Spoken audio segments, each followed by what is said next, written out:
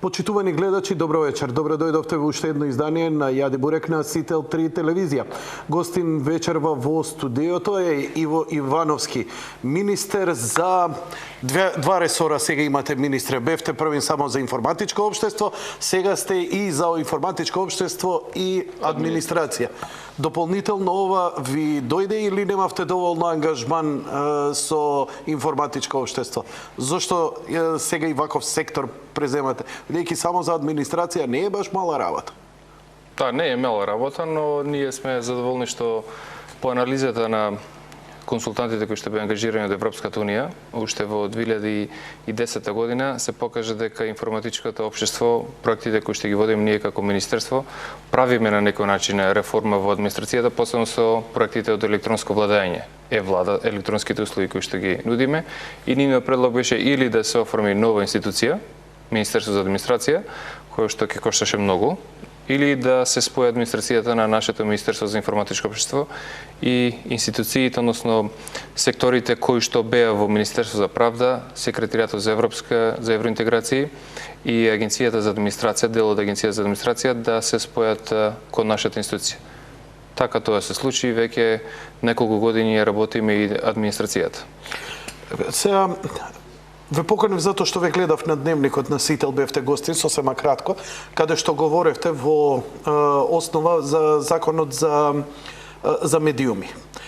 Сега мене ме збунува затоа што ајде овие два ресора кои па и на некој начин се можеби компатибилни, а и не се, администрација и информатичко општество, каде сега вие во цела ова приказна повеќе очекува дека Милејана Киевски и неговото Министерството за транспорт и врски, кој обично е задолжено нели за оние не знам, телевизиите, емитувања, национални концесии и така натаму, законот за медиуми иде преку вас. Па бидејќи не беше доволно информатичко општество и администрација, 2012 ги добивме и комуникациите од транспорт и врски. Инаку токму така дека министер Дејан Киевски со свој тим ја започна иницијативата за воведување ваков закон за медиуми, аудиовизуелни медиумски услуги. Но од 2012, откако ние го превзевавме делот на комуникација, сектор комуникација од Министерството за транспорт и врски, тој сектор се префрли кај нас и така ние ги ја продолживме иницијативата за воведување на овој закон. Токму сега затоа и неговиот тим се уште е активно вклучен, така? И ние како ресорно министерство задолжени на комуникација. Двете министерства сте вклучени во целова процедура или вие сте носители, а со тимовите од таму ги користите? Моментално ние сме носители, бидејќи ние на крајот ќе бидеме потписници, но двата тимови се уште доста успешно функционираат. Сакам само да дознам и јас и гледачите како иде целата генеза. Овој закон почна процедура за негово формирање, се уште не е донесен, секако, нели, во процедура. Во момент кога дојде едно затегнување во општеството за медиуми, слобода на медиуми и под, ако не се лажам, коригирајте ме, молам, министре, ако не се лажам, бидејќи не сум се информиран, нити ги знам сите точни детали. Но тоа дојде кога од Европската Унија имаше препораки да се направи ваков еден закон, нели, кога беше и она за клевета и така натаму, па тогаш се заклучи дека и еден ваков закон е потребен. Од тука ли почнува целата генеза? Тоа е еден дел од потребата за донесување на ваков закон. Втори дел беше тоа што Европската Унија има директива за аудиовизуелни медиумски услуги, кои што нашиот постоечки закон, закон за радиодифузија, не ги спочитува, односно не ги содржи тие права кои што се и тие членови кои што се во директивата на Европската Унија.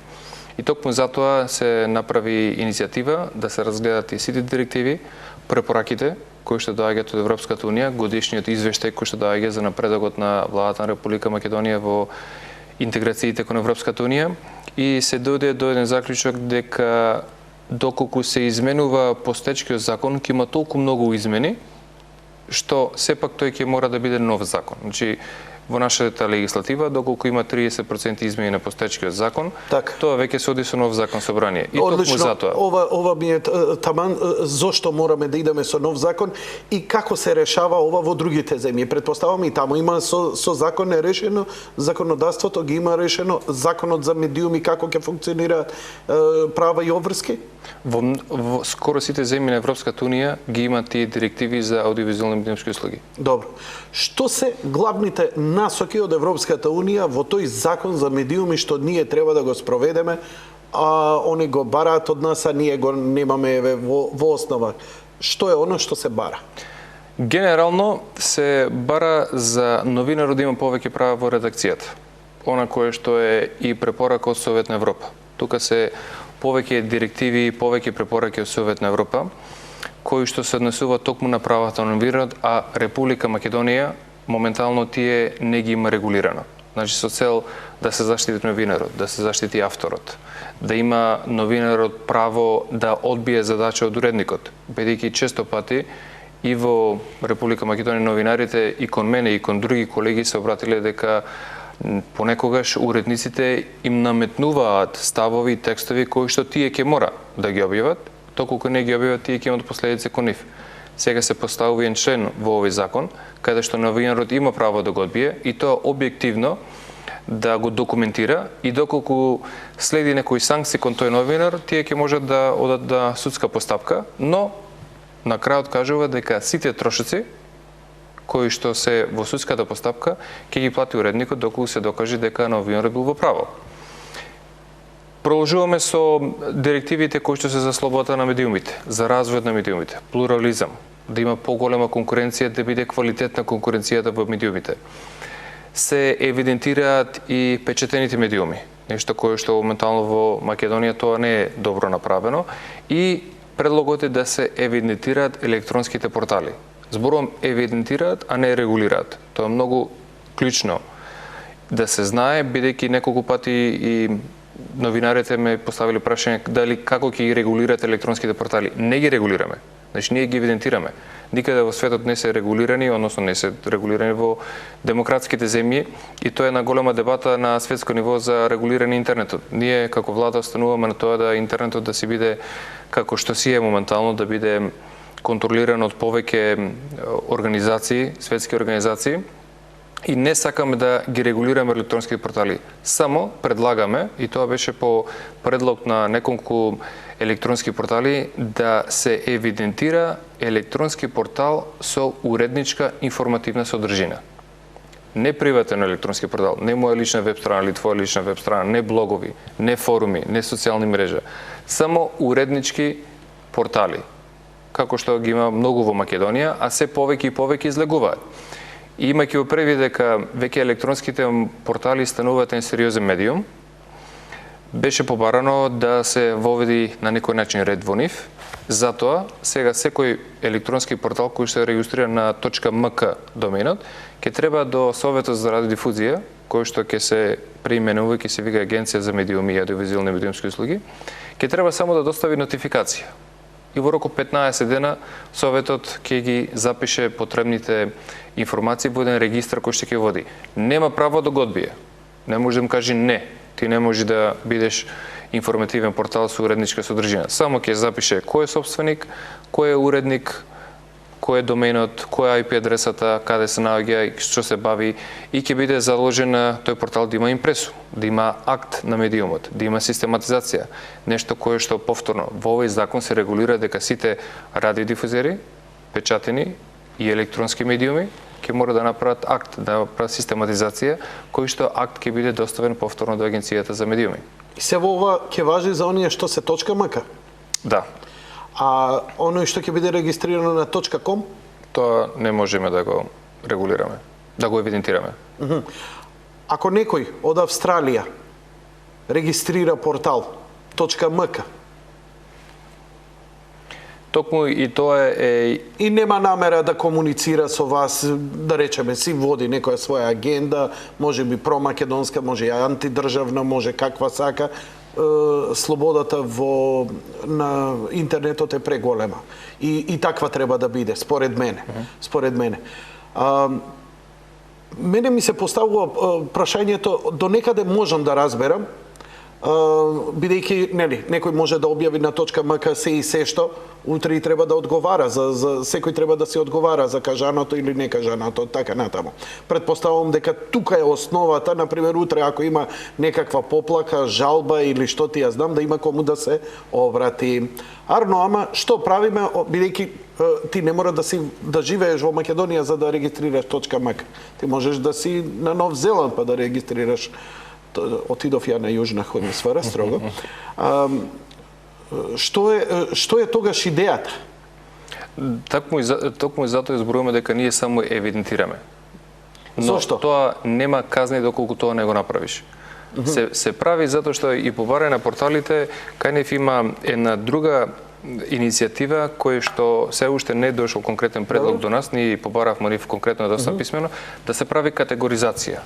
Кои се информативни, кои се забавни, кои се занимаваат со други проблематики, ги има повеќе, бидејќи само минатата година имавме над 600 електронски портали регистрирано, и да се воспостави ред меѓу нив. Зошто? 600, ја едва и познавам 15, 20, онака, и не можам сите да ги следам 2-3.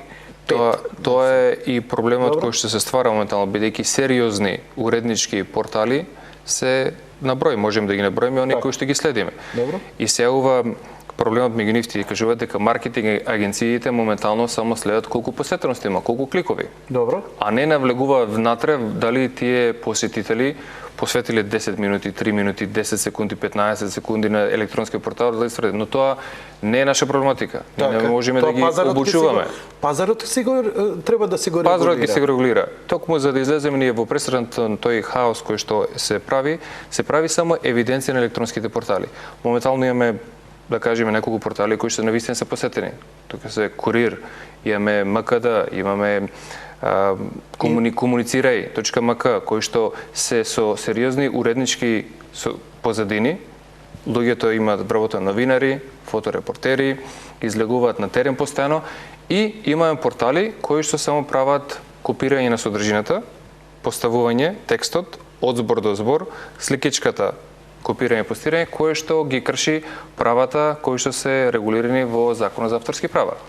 Затоа веќе ова недела Министерството за култура припрема една јавна дебата каде што ќе се дискутираат токму новие теми.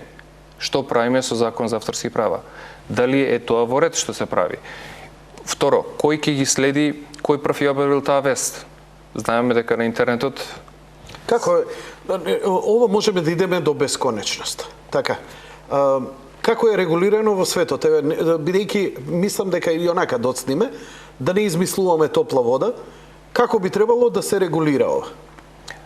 Во демократските земји е на сличен начин. Се прави евиденција, се води регистар. Добро. Но, кај нив е многу по-ригорозен Законот за авторски права, каде што судството е клучното, кое што одлучува. Кај нив спорови се решаваат многу пократок рок и со сериозни санкции доколку некој украде, копира тексти, сликички и така натаму без да го цитира. Но заштитата е најдобра, еве го прават па дури и претерано, не знам, Курир и Република прават, имаат своји фотографии, тоа е нивно право, така, но имаат, например, фотографиите им се крајно негледливи, да речам. Зошто? Ги заштитија со воден жик преку целата слика. Тоа е една форма.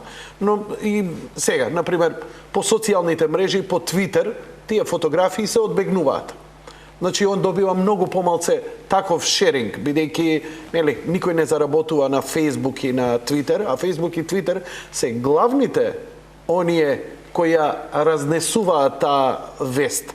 Самиот портал не влече, мислам, дали го перцепираат они, ја тоа го знам, бидејќи една вест на било кој, дури на најпосетен, они знам дека се и Плюс Инфо, и Курир, и МКД, и така натаму, и така натаму. Сега го си паметен, знаеш кој ти ја шири најмногу веста. Не ја шири самиот портал, ја шират читателите, и они обично сакаат да искоментираат на својот Facebook профил, па ја даваат, па се шерува и така натаму, и така натаму. Сега кој ќе го залепи, ние знаеме дека е тоа од Република или од Курир и така натаму, тој воден жик, така натаму. Но од друга страна го одбегнува. Океј, Зошто сега тој копирајт, ајде да го преобјави некој на свој портал, а му пишува Република или му пишува насловот, тоа е веќе кршење. Тука не ни треба посебен закон. Самиот закон за копирајт нели го регулира тоа? Дека ти си земал туѓ материјал. Не е важно дали е електронска фотографија, објавена на телевизија или објавена во печатен медиум. Нели самиот закон го регулира тоа? Да, се регулира моментално, но сепак ќе биде потребно да се интервенира во тоа, имајќи во предвид новите алатки кои што постојано излегуваат. Например, вие спомнавте кој најмногу генерира трафик, она посетеност. Агрегаторите, моментално во Македонија. Агрегаторите се клучни и агрегаторите на електронските портали им задават најмногу главоболки.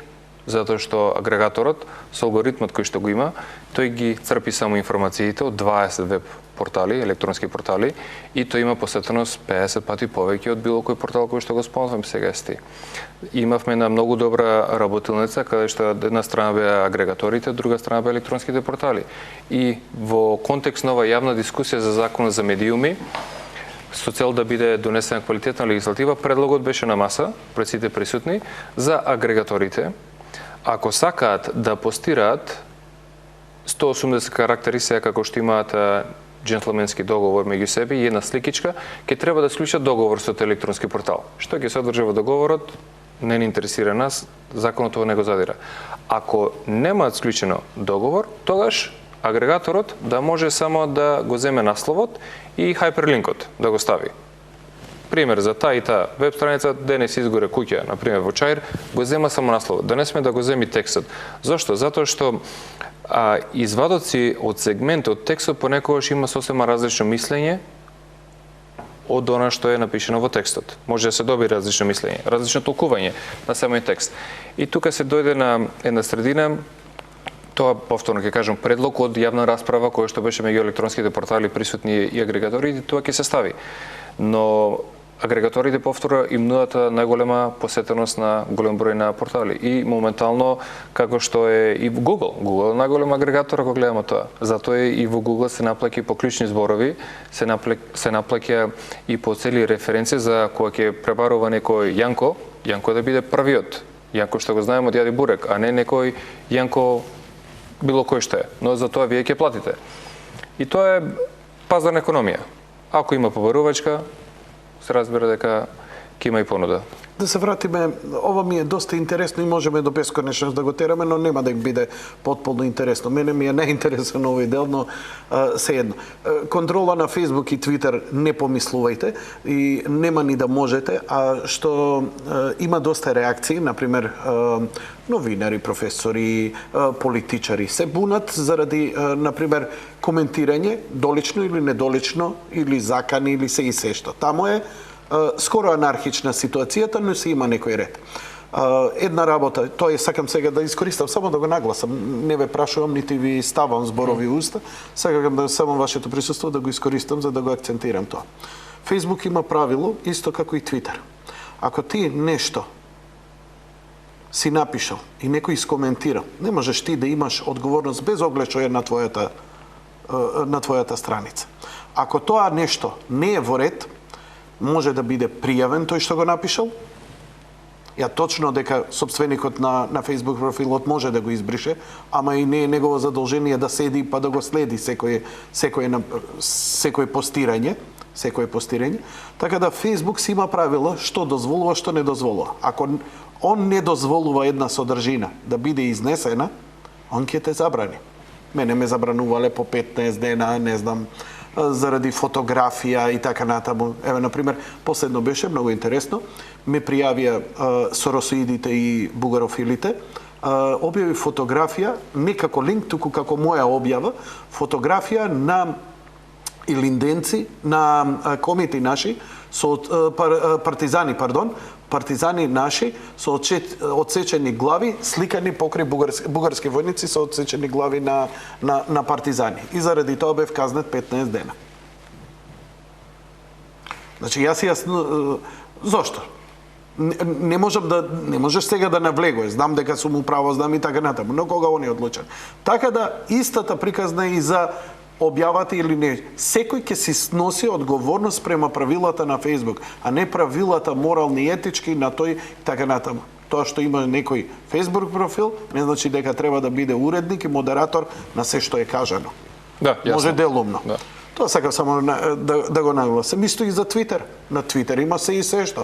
Боже мој, ако Твитер смета дека не треба да има, Твитер ќе го исклучи. Пријатно. Сигурно, да. Не можеме ние да им судиме или да бараме во некоја наша правда и сега да бараме некои нови закони надвор од оние што чии портали или сервиси се тие.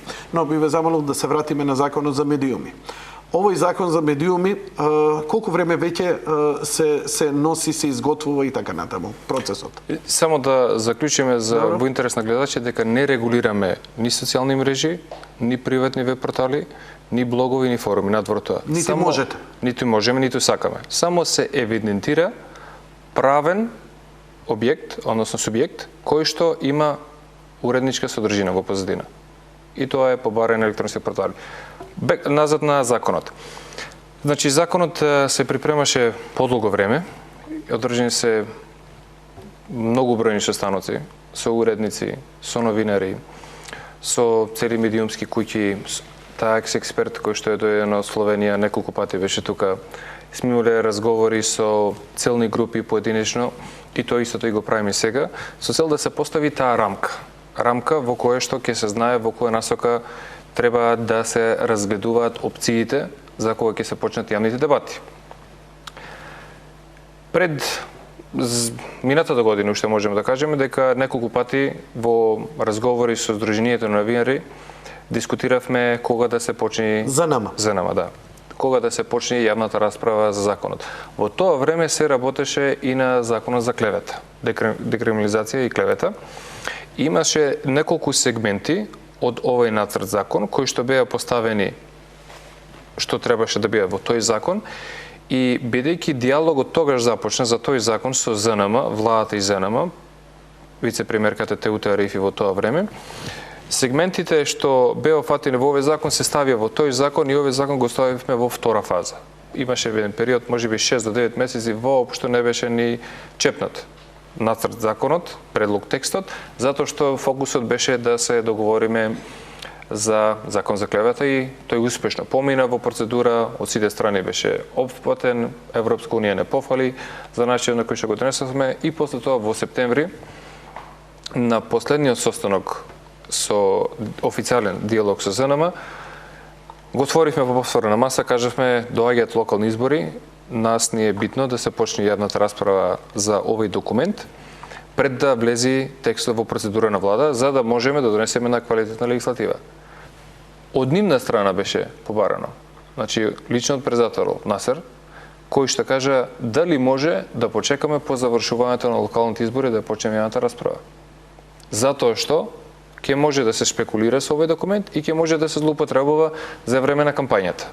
Во ред. Ние кажавме сме спремни сега, бидејќи не се плашиме од текстот кој што е ставен. Но во интерес на диалогот, ако навистина сакате да го пролонгираме рокот, тогаш да го пролонгираме, да размислиме да го пролонгираме. И тоа се случи. Јас првата јавна расправа почнав на 8 април.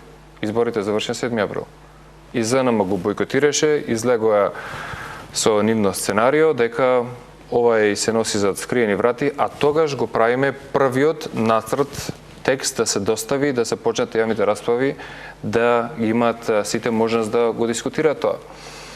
Втора работа на тој состанок, кој што е запишан и во минутите, беше дека самите... Значи имате записник од тој состанок, Апсолутно, добро? има записник. Самите тие побара да коментираат само на членови кои што се однесуваат на новинарите, што лично од моја страна беше многу коректно и фер од нивна страна. Бидејќи е голем закон, опфаќа Македонска радиодифузија, Совет за радиодифузија, Македонска радиотелевизија, Совет за радиодифузија, електронски портали, печатени медиуми, радиодифузери и дел новинарите.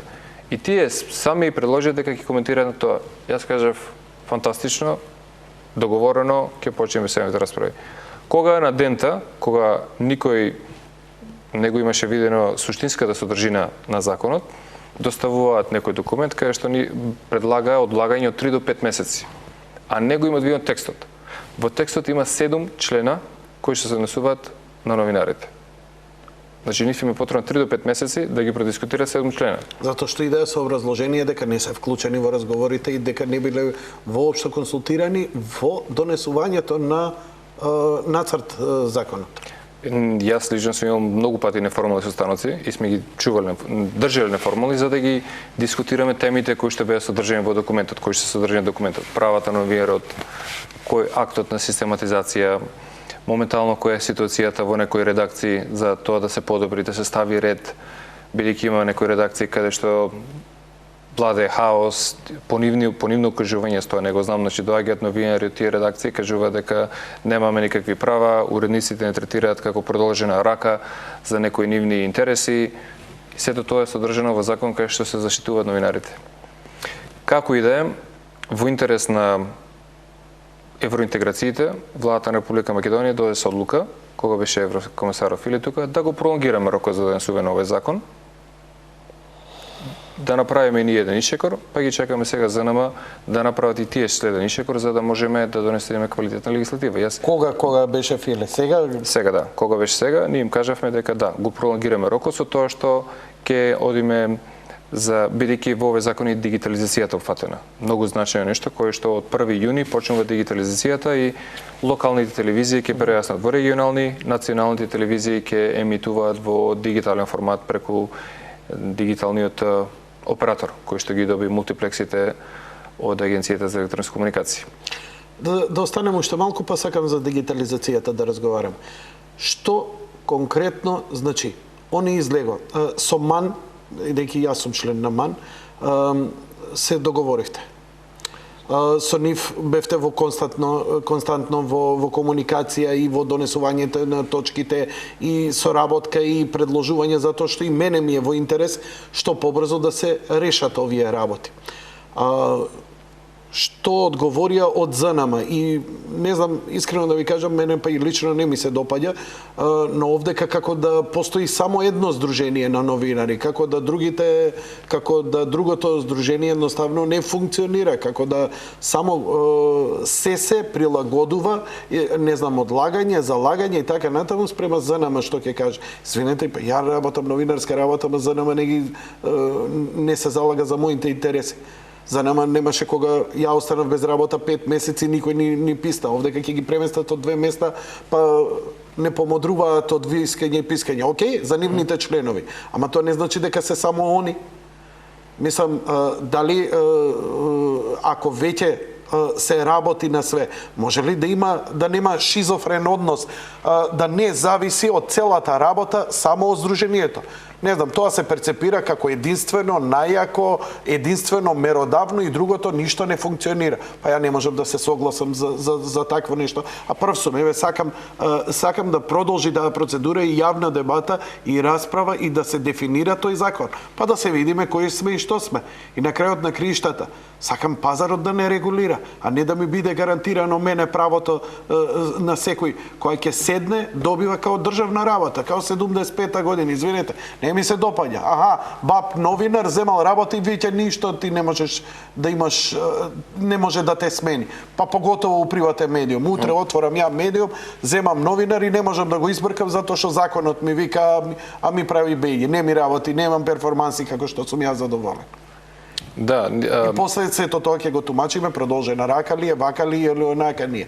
ЗНМ кога работеше како само за една партија, само за еден медиум, кога се шиканира и луѓе и цели медиуми, никаде ги немаше, сега им е устата полна со демократија. Ја искрено и повеќе мои колеги, представници од МАН, искрено не сме задоволни. Мислам, не можете ни здруженијата, ни новинарите различно.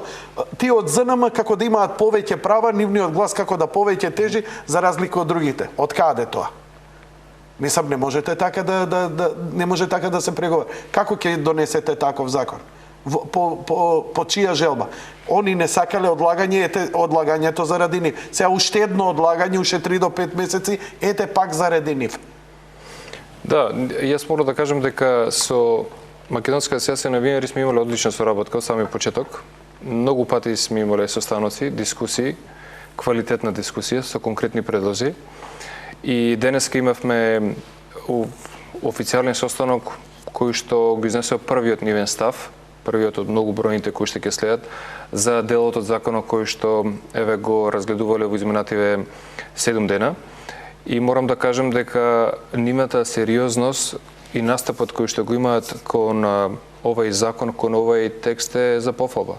Има конкретни предлози, издржани, кои што беа со параметри, со примери во други земји, како е во друга земја, каде не е јасно, што треба да се појасни. А добивте ли нешто такво од ЗНМ? Не, од ЗНМ се уште не сме станали на маса, добивме писмо од ЗНМ. Какво писмо? Зошто дека додека не се што? Не се оформи анкетната комисија да се испитува случајот од 24 декември и додека не донесе одлука таа анкетна комисија дека нема официјално да застанат на маса да преговарат со владата, а во меѓувреме тие ќе си имаат нивни координации во однос на текстот и не знаеме дали ќе ни информират или нема да ни информират. И јас жалам што перцепцијата кај јавност е дека после само едно здржение. Јас сум потполно за тоа да се направи таа анкетна комисија, да се расчистат тие случаи од случувањето во собранието, но каква врска има тоа со законот, ја уште не ми е јасно.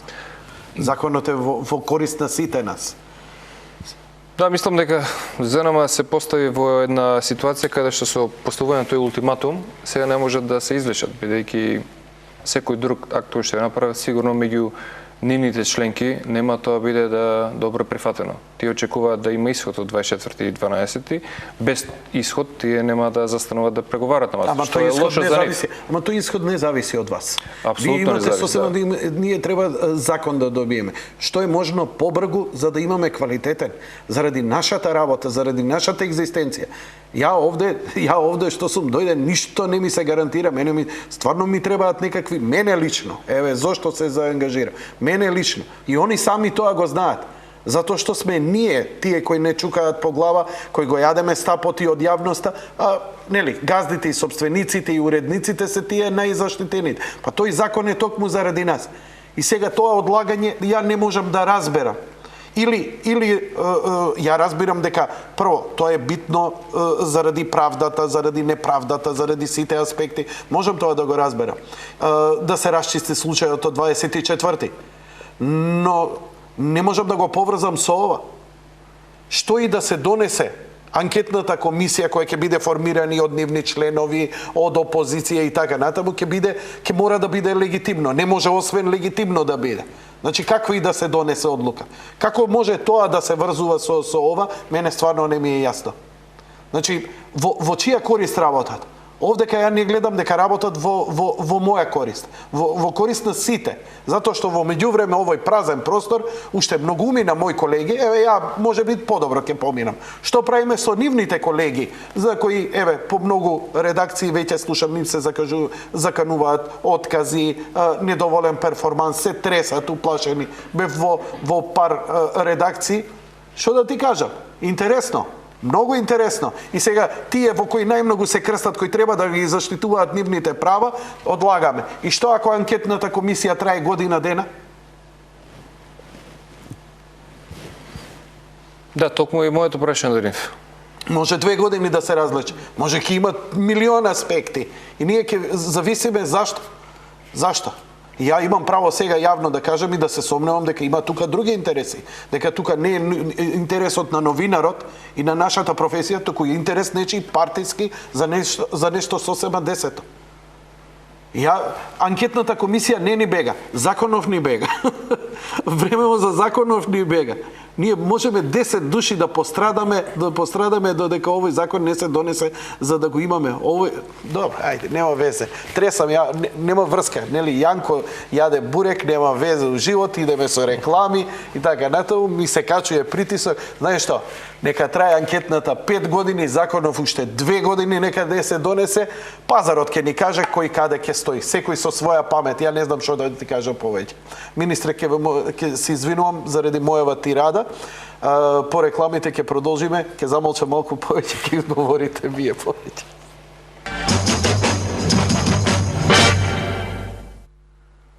Господин министре, во основа, кои се точките на законот за медиуми кои треба да се донесе? Значи, покрај директивите кои што се за аудиовизуелни медиумски услуги од Европската Унија, од Советот на Европа е Европската конвенција за преогранична телевизија, телевизија без граници, кој што имаме, правото за кратко известување на настани со исклучително значење, кога исклучиви права се добиени од преограничен контекст. Ако веќе ги објаснувате малку, прочитајте ги сите, па малку точка по точка, од прилика само да ги дефинираме. Ова е оној членот кој ше слободно изразување, слобода на медиумите, каде што се направи една дискусија, денески се оманиевме таква дискусија, зошто тој член регулира кога се прави цензура во едно општество. Тоа е според Уставот во Република Македонија како што е направено, исто стои, и тука дополнително се препораките кои што се за покривање изборни кампањи од страна на медиумите, препораката за правото за кратко известување на настани со исклучително значење кога исклучивите права се добиени во прекограничен контекст, директивата за телевизија без граници, Европска конвенција за прекогранична телевизија. Директива за телевизија без граници, не разбирам. Препораките од Советот на Европа се како четива. Ти кажуваат примери, кои проблеми треба да се регулираат и вие тие треба да ги пресликате во член од еден закон. И токму поради тоа понекогаш се можеби се добие една перцепција дека дел од членовите се пошироки, но ова се само начела. За овие начела нема казна. Значи, началата во секој закон кои се поставени со цел во овој случај слободата изразување, слободата на медиумите, и од ман денеска беше одлична препорака која што порачаат да се допрецизира дека тоа е регулирано со уставот и никој надвор од тоа не може да го направи кога да има цензура. И тоа беше прифатено, ќе разгледаме текстот, ќе достават и дополнителен текст како да направат. Надвор од препораките на Европа е директивите кои што доаѓаат од Европската Унија, тука се и препораките кои што доаѓаат од Европска Унија за годишните извештаи за напредокот на Република Македонија, каде што беше побарано да се регулира собственоста кај радиодифузерите, нешто кое што го имавме во претходниот извештај, па после тоа дел од медиумите го регулираат тоа, каде што не може функционер, вршител на функција во државата кој што е член на семејството да биде во медиумот, да биде дел од акционерите. Сето тоа го регулиравме за да мислам да се донесе една квалитетна легислатива, која што можеме да бидеме и пример не само на Балканот, туку и од Европската Унија. Сме имале доста поддршка од Европската Унија, имавме таекс експерт кој што повторно ќе доаѓа во Република Македонија да ги разгледа сите забелешки од кои ќе доставиме. И сега во наредниве неколку недели имаме секој дневно имаме состаноци со целни групи. Утре ќе бидат локални телевизии, после тоа ќе бидат национални телевизии, Совет за радиодифузија, Македонска радиотелевизија, повторно новинарите, електронски портали, се додека коментарите кои што доаѓаат на електронскиот портал nr.gov.mk, тоа е националниот и единствен електронски регистар каде што сите закони кои што владата ги доставува, односно институциите, пред да влезе во владина процедура мора да стојат на овој портал, за да влезе во владина процедура, за да може граѓаните да ја коментираат. Се додека има коментари на овој ЕНР портал за закон за медиуми и се разбира издржани коментари, бидејќи видовме неколку дена некои покушаваат да дебатираат за нешто што не е издржано. И сите оние коментари кои што се однесуваат на членови од законот кои што не ја задираат директивата. Директивата мораме да ја направиме, да ископираме онаква како што е, од англиски на македонски, и мора таква да биде проследена, бидејќи имаме кореспондентна табела која што испраќаме до Европската Унија и надвор од тоа не можеме да чепкаме. И кореспондентна табела, што значи тоа? Тоа е директива од Централниот комитет на СК на СССР, кој во коминтерната ти вика ќе го прифатиш така и не можеш да измениш ништо, така треба да го прифатиш. Да, во овој случај ЕУ не е СССР. Да, ЕУ. Тоа, тука е негде. ЕУ кажува дека овие членови треба да бидат токму со овој текст. А ние сакаме да расправаме по тие членови. А ние нема да расправаме, бидејќи така сме постапили за сите закони. Не можеме. Тие се директиви јасно нацртани и врз база на тие директиви сите земји во Европската Унија и сите закони што им се согласени. Добро. Дигитализација. Да, дигитализација. 1.6. оваа година ќе имаме дигитална телевизија, каде што емитувањето ќе биде дигитално. Она што ме плаши е првата вест кога беше дека насоките и препораките на Европската Унија беше дека до крајот на 2012 да се спроведе дигитализација во сите земји во Европската Унија, па и на Европската регионија кои не се. Прва земја која спроведе дигитализација фул на својата територија и то далеко пред своето време, пред година и пол, беше Финска. Она што беше најинтересно, што финците кои се сметаа дека се најподготвени за такво нешто, им испадна доста проблематично.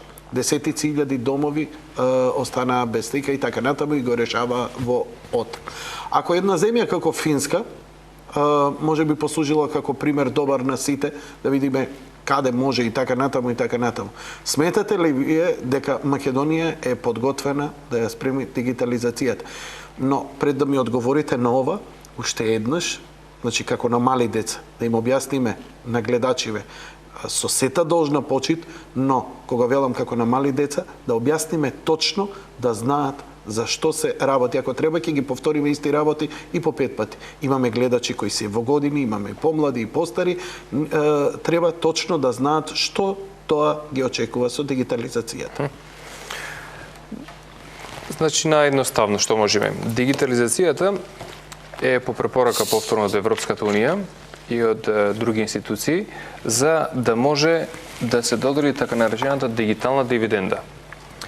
Аналогниот сигнал, кој што сега зрачи и Сител 3, и во овој случај не е Сител 3, но останатите национални телевизии кои што имаат концесија за free-to-air, терестријалниот сигнал кој што доаѓа во домовите бесплатно, е на фреквенција која што е потребна за да се ослободи така наречената дигитална дивиденда.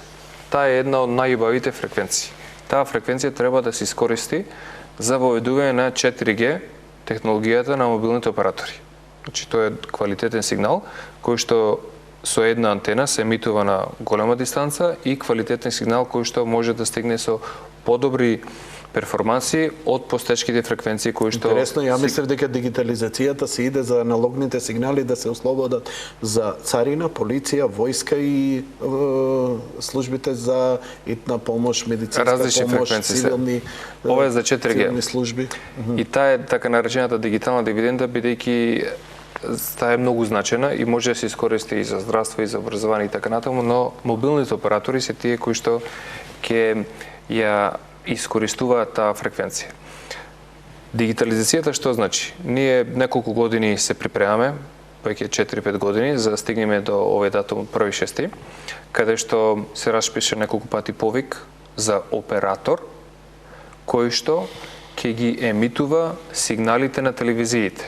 Моментално, ќе кажам националните Канал 5, Сител, Телма, Алсат имаат своји антени и некаде кај што немаат антени, Македонска радиодифузија, кој што дифузира за македонскиот канал, за МРТ 1, 2 и 3 каналот, им ги емитува до домовите на граѓаните.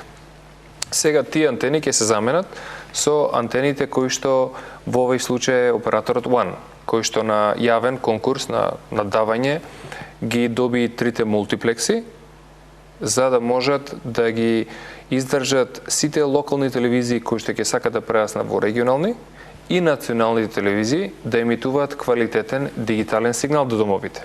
Тоа не значи high definition. Значи не е онај висок квалитет на... Тоа си е во зависност од телевизијата, доколку е спремна, доколку нивното студио може да извади таков сигнал со висок квалитет, тогаш One операторот е должен со закон да го емитува и него.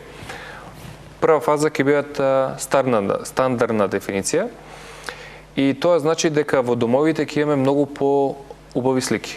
Појак квалитет ќе биде, затоа секој дом ќе треба да има така наречен set-top box. Таа мала кутија која што наликува на малечок модул. Не е тоа овој истиот бум што го дава со картицата? Да, тоа е истиот. И тоа може да се користи, да. Оние кои што немаат бум ќе треба да го набават или оние кои што имаат нови телевизори, тоа е веќе внатре, вклучен, доаѓа приклучен. Така, има дигитални телевизори кои имаат веќе можност за прием на дигиталниот сигнал. Вграден, да, вграден. Нив ќе им треба една обична антена, една обична жица, бидејќи тој сигнал ќе се емитува on the air, така? Точно. Втора работа. Дали за прием на тој сигнал граѓаните ќе мора на ВАН нешто посебно да му плаќаат? Не. Не. Не. Значи, ВАН е само должен да ги емитува каналите. Македонска телевизија, добро. Кои канали ќе бидат опфатени? Националните телевизии Националните и телевизии? сите локални кои ще ги прераснат во регионални. Македонската ќе емитува македонска радиодифузија, доколку македонска радиодифузија не е спремна во било кој регион, тогаш ВАН ја има таа врска бесплатно да емитува прва, втора и трета македонска телевизија. Значи, дигиталната телевизија ќе опфаќа во базично, бесплатно емитување уште еднаш. Бесплатно, секој Националните домаќинство телевизии? кој што ќе го има тој уред сета бокс, тоа е некаде Дали ќе треба да 10 платат за тој? од 10 до 15 евра се одвива. За социјалните случаеви владата набави 60.000 сета боксови кои што ќе бидат дистрибуирани до семејствата кои што се корисници, бесплатно, кои што се корисници на социјална помош. За останатите кои што имаат, кажавме, нов телевизор, тој е најверојатно веќе вграден. За оние кои што немаат, ќе треба да го набават уред пред 1 јуни 2013 година. Значи, оние што имаат антени, оние што немаат кабелска, што не се на Тихом, што не се на Бум ТВ, што немаат значи такви што се на антена, жица, на антена обична и така натаму, тие ќе бидат проблематични.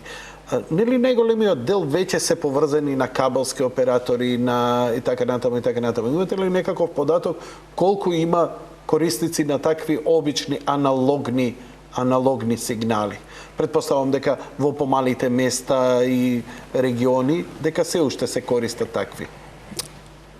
Мораме да кажеме дека имаме дефицит на точни податоци колку кабелски корисници има во Република Македонија. Кабелските оператори не си ги покажуваат. Змија не покажува ноги, Или со други зборови, потребна ни е поквалитетна легислатива да се воведе механизам на кој што ќе се следи, затоа што и тука е доста изразено незадоволството од оние кои што се професионални и квалитетни и кабелски оператори и национални телевизии, бидејќи конкуренцијата се го прави своето. Затоа се припрема сега еден закон за електронски комуникации, нов, повторно директиви од Европската унија ќе има сериозни измени, каде што кабелските оператори ќе бидат подобро евидентирани. Значи, немаме бројка колку точно имаме корисници но барем во некои проценти имате ли некои сознание? Да, секако дека имаме и тука Совет за радиодифузија и Агенција за електронски комуникации постојано следат колку ќе бидат семејства на кои што ќе биде неопходен еден баков уред. Моментално имаме состаноци ова недела и со локалните телевизии, за да се увиди и заинтересираноста од локалните телевизии да прераснат во регионални. Што значи тоа да прераснат во регионални? Моментално Скопје има 10 телевизии кои станаа, нели, не знам, сателитски, локални, кои емитуваат дигитален, кој го нема и така натаму и така натаму. Република Македонија поделена на 8 зони. И Скопје е направена подзона, таа е 9-та, jer се рачуна подзона, кое што во тие 8 зони се локалните телевизии кои што претходно има локална лиценца, ќе земе на пример Битола.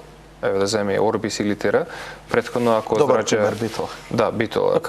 Ако бидејќи голем пелагонички регион, претходно ако зраче само ја фаќа Битола и можеби Ресен, сега ќе имаат еден голем регион кој што операторот УАН во овој случај ќе им зрачи во целиот регион. И нема да бидат само ограничени на еден или два града. Ќе бидат на сите што ќе бидат офатени. Но нема да биде само една телевизија, така? Туку повеќе телевизии кои ќе треба да кои се трансформираат. Да. Што значи тоа трансформирање? Тоа значи дека телевизиите ќе плаќаат надомест кон УАН, операторот, формула која што е базирана на бројот на граѓани и територии кои што ќе биде надоместот кон Совет за радиодифузија или Агенција за аудиовизуелни медиумски услуги. И со тоа тие нема да имат никакви трошоци за емитување сигналот. Целиот трошок ќе биде кон операторот кој што ќе биде на дигитална телевизија. Истото и за национални телевизии. Колкави ќе бидат тие се? Предлозите кои што се од One се дискутабилни затоа што не се согласуваат она што можам да ги видам реакциите по медиумите од национална телевизија. Ќе дојдеме за тоа што Сител реагираше заедно со Телма, Канал 5 и Алсат. Ќе дојдеме за тоа, но ме интересира дали можеме провизорно да видиме една, ТВ Орбис, колку ќе ја чини да стане регионална. И што ако не стане регионална? Значи, на Тера Орбис, Тера или Орбис, било која, мислам дека нека се двиеше од 12 до 15.000 евра. Дека беше та годишен надомест кој што го плаќаат. Плюс за Совет за радиодифузија? Совет за радиодифузија во зависност од граѓани нека може би се движи 3 до 5.000. Концесијата, така? И тоа се... Тоа е надоместот што плаќаат. Значи, они ќе добијат дупла територија, не знам, ќе добијат поголема територија, но ќе треба да плаќаат и многу повеќе пари. Јасно им е на сите дека помаливе телевизии, дури да им ги пуштиш низ цела Македонија да емитуваат, не може да генерираат поголеми средства. Дали сте свесни дека ќе згаснете барем повеќе од половина од регионалните телевизии? Сигурно. Она што треба да се има во предвид пазарот кој што е во Република Македонија, кој не функционира. Извинете. Пазарот на медиуми во Македонија не функционира. Според вас зошто не функционира? Има многу фактори кои зошто не функционира, но факт е дека не функционира. Значи он реално да почнеме од маркетинг агенциите. Така? Кој, например, Јади Бурек не функционира и нема реклами затоа што ја нема на истражувањата. За да биде треба на истражувањата, господин Илковски треба да не искеширате. Така ни правеше и една бивша телевизија и еден негов газда кој имаше водослов со истите тие, кои стануваат. Кај нас ние зависиме од оние кои ги мерат наводно рейтинзите, кои се реални, наводно реални и така натаму, а кои секогаш зависат, знаете, она како златна значка, најболи дечко, ќе добиеш ти од мене само ако уплатиш и така натаму, да тогаш легитимно ќе ти избереме. Зборам многу конфузно, бидејќи ќе одзема многу време со цела тирада ако почнем да зборам од тоа. Значи, во суштина, пазарот не функционира, а со ова нема да профункционира. Телевизиите мали ќе бидат доведени во очајна состојба. Јас знам дека треба да се воведе ред. Знам дека не може Македонија да опстане со колку ги има? 100 телевизии? Толку се? Знам дека треба да испоцркаат, ама некој и ќе испоцркаат, локални се и така натаму. Ма нели е и тоа шаренолико? Работи, пушта свадби, пушта матурски, и локален некој фолклор и така натаму. Извинете, за мене тоа е добро. Ја тоа го почитувам. Ја многу ми се допаѓа кога гледам филмови, не знам, у Америка, у Тексас емитува само на 20 километри среде пустиња, лудаки и така натаму. Ама тоа е демократија. Тоа е добро. Сите велат не е добро што имаме толку многу телевизии. Не, тоа е добро. Само така можеме да се мериме, а не со 2-3 телевизии кои ќе држат монопол. Бидејќи имаме 3 мобилни оператори, да не добивме демократизација, паѓање на цените, пак се договараат исто ко банкиве, иста камата, исти цени и така натаму. Извинете, тоа е мое лично мислење на народов. Да. Јас не би се согласил за Телекомот дека се исти цени, на вистина се според анализите цените се неколку пати паднати и се до тоа ниво каде што сме најконкурентни во регионот, а и пошироко. И за дата пакети, и за телефонски услуги кои што ги нудат, и тоа се го направи поведувањето на тој трет мобилен оператор. Но да се вратиме на оваа тема за помаливе телевизии. За помаливе телевизии, да, сигурно ќе биде предизвик за поголем број, но пазарот се го прави своето. Имаме до голем број на поплаки од оние кои што се занимаваат професионално и медиуми, кои што сакаат да израснат сериозни, дека колачот на пазарот, на маркетингот е ограничен и кога ќе се подели на толку голем број на медиуми, тогаш не може да се направи еден сектор, медиумски сектор во кој што медиумите ќе се развиваат. Напротив, тие може само да тонат сите заеднички. Затоа што доколку нема развој, а воен развој може да има само ако постои квалитетна конкуренција. Баш заради тоа. Тогаш сите ќе потонат и тогаш нема да го има овој сектор. Баш заради тоа има голем број на поплаки каде што телевизиски куќи се водат од кујна или од спална. So, Тоа е што се прави и сега предлогот е дали е тоа во ред да се прави и дали е тој медиум треба да прејасне на интернет или треба да има лиценца. ако сака нека емитува од трейлер, од приколка. Точно така, тој може да емитува. Ако сум јас добар, ќе ме гледаат и покрај него. Ако е тој добар, нека исплива на пазарот. Апсолутно, апсолутно така. Може да е еден човек сега со мобилен телефон да биде Да, цела поинтересен. телевизиска. Да, се согласувам. Телевизиска Мене куќа. тоа ми е предизвик. 3G, утре други ќе има и 4G, тогаш си ни уредник ти треба, ни новинар, Ако ти си вложил ни предавател. дигитални камери, не знам, студио опремуваш милионски, а имаш копита и говеда од водители, од новинари кои не можат да ти создадат интересна програма, па зошто бе да ги заштитуваме? Зошто? Јас извинувам, малце го Ова спуштам нема- нивото да, на разговор. одлично е. Господине министре, ама Да се ја разбереме. искрено верувам во дека пазарот, ако го пуштиме, сам ќе си ги регулира работите. Знаете, затоа и велам лесни процедури за секого. Кој сака медиум, кој сака мобилен оператор, еве бе Јанко, еве ја и ти да направиме мобилен оператор да се снајдеме на пазар без никакви процедури, слободно, либерално. Па ако не бива, Да. зошто да не? Си плаќаме данок, си плаќаме се, си ја вршиме работата и во рамки на законот. И само да појасниме дека локални телевизии може да си останат локално да емитуваат преку кабловски оператор. Ако исклучат договор, нема да има никаков проблем. Тоа ми е интересно. Значи, Оние кои што не сакаат, да имаат прерастат во опцијата, регионални, да не зрачат. Имаат опцијата, доколку има кабловски оператор во нивниот регион, се преклучуваат со него, склучуваат договор и тогаш ќе работат преку кабловец. Што правиме со интернет телевизија? Што со интернет телевизија? Еве, ја одлучам интернет телевизија, фрау. Добро. У каде спаѓам? Ќе ја правам од спална соба. Можеш, слободно. Како ти е регулирано, зависи на кој домен го поставаш. Ако си во .mk, Добро. тогаш ќе треба да се евидентираш во Советот би за требаше. радиодифузија. Да се вратиме на Сител, немам податок, не разговарав со уредниците, собственикот на телевизијата, ниту со уреднициве пред емисијава. Значи, информациите ги добив надвор, бидејќи ја и не сум работа, ја реализирам овдека само емисијата. Немам податоци, ниту сум брифиран. Сител телевизија, Телма, Алсат и Канал 5 реагираа жестоко затоа што, искрено да бидам, и ја бев чудо невиден, за надоместокот кој треба овие телевизии да го плаќаат на One за да бидат емитувани во дигиталниот тој сигнал. Не се мали сумите кои телевизии ги одвојуваат за Совет за радиодифузија, тогаш зошто би одвојувале и за дигитализација и за Совет за радиодифузија? Мислам, денеска рекоа дека ќе се координираат, нема во меѓувреме, значи има некои состаноци, но ве молам за едно ваше размислување, нема да навлегувам бидејќи не знам новите податоци како се развиваат тие работи. За мене ми се виде навистина чудоневдувачки многу. Па дури за телевизии од ваков ранг како што е Сител, тоа се навистина големи пари.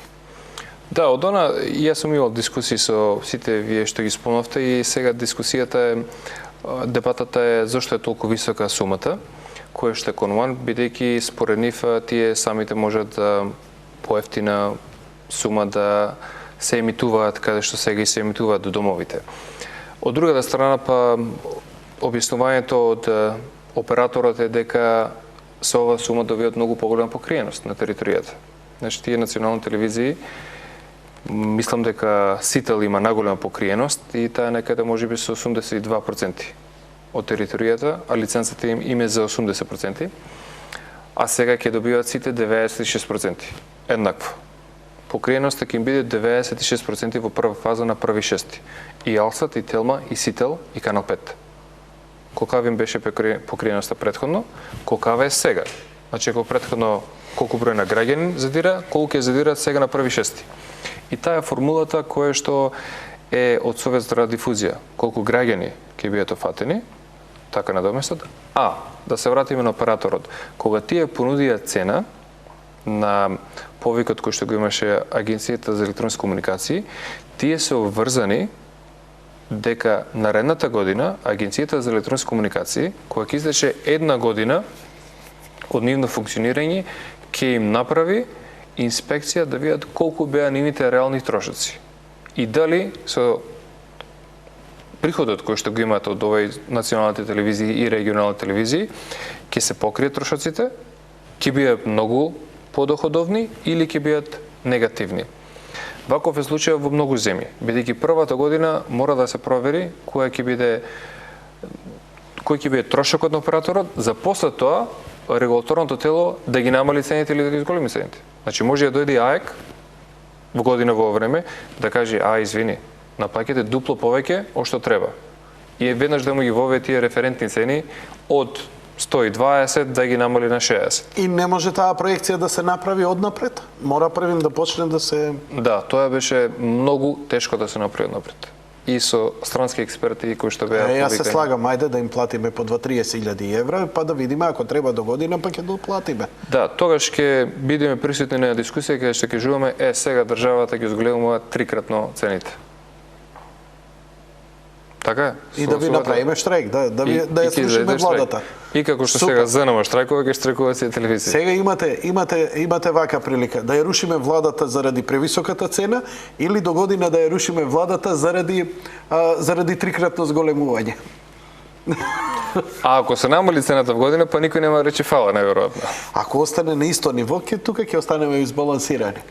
Во секој случај позитивни страни и мислам ќе дискутираат едните и другите. Збориме во момент кога економијата во цела Европа, па и во Македонија е во една стал позиција. Значи стал кога велам ни угоре ни удолу. Не ни се значи а кога е таква ситуацијата, прво на удар кога доаѓаат се медиумите, затоа што стопанството кога првин крати и штеди од реклама, штеди на маркетинг. Тоа секој и најобичен новинар и човек кој работи во медиуми овдека од најобичен од вратарот до сопственикот го знае тоа. Први влегуваме во криза и последни излегуваме. Знаете, после луѓе се чудат отпуштања, не отпуштања. Да, ние медиумите добро живеат кога е добро, ама 5 години откако 3-4 години откако доброто ќе тргне. Тогаш медиумите заживуваат добро. Додека се фати тој замајц. Значи дигитализацијата, вие мене како ми објаснувате, господине министре, како да е овдека ситуацијава Алиса, во земја на чудата, како да се е во ред. Економијата е во ред, пазарот е во ред, условите се тие, нели, законски и така натаму и така натаму.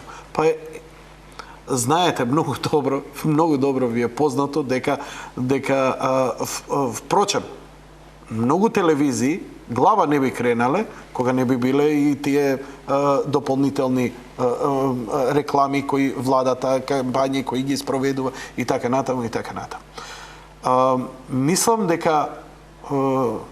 Мислам дека не го најдовте соодветниот баланс во она што е на пазарот во моментот спрема она што се поборувањата од телевизиите.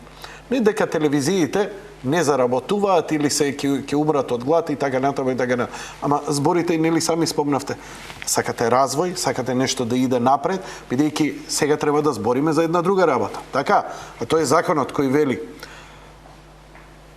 производство на програма, играна програма, домашна програма, филмска програма.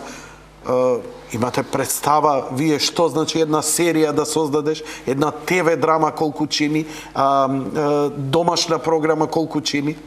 Мислам, дали сиве овие работи, значи кога се носи закон, како да законот се донесуваат закони и предлози, едноставно како да не е во допир што е моменталната ситуација.